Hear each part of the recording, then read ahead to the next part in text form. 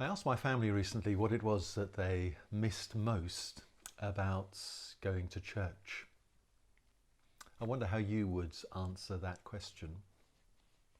It may, of course, be something to do with your particular church, maybe the particular style of music and being able to sing with others. Maybe it's to do with receiving the sacraments, receiving Holy Communion on a regular basis.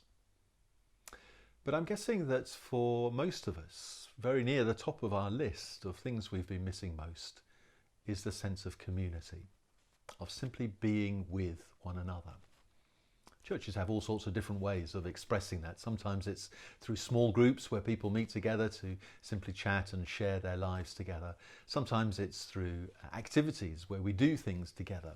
Sometimes it's just having a coffee after the service. But in all sorts of different ways, expressing our life together as community is central to what the church is about and central to how we are formed into the likeness of Christ, whose body we are.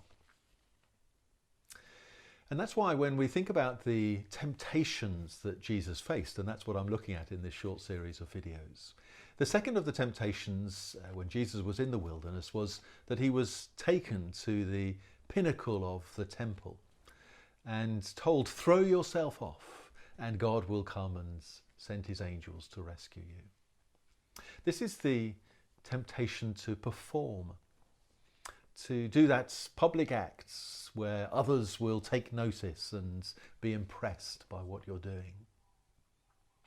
We know that temptation, do we not, particularly within the life of the church. How easy it is to think that we have to perform for other people, whether that's to do something in the public to make people look at the church and think, isn't that wonderful?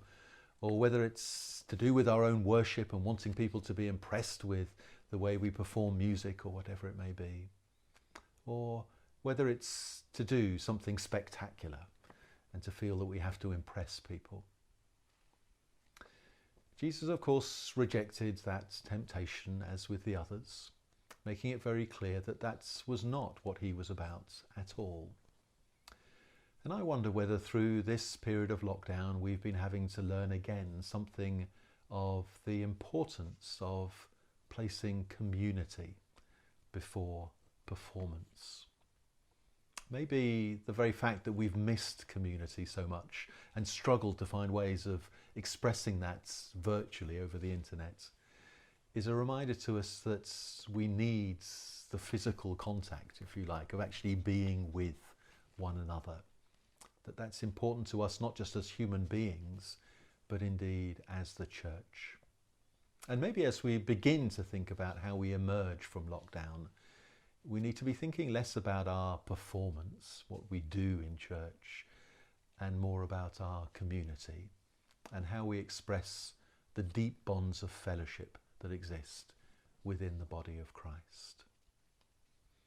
So may God strengthen you during this period of Lent as you reflect on the life of Jesus Christ and in particular his death.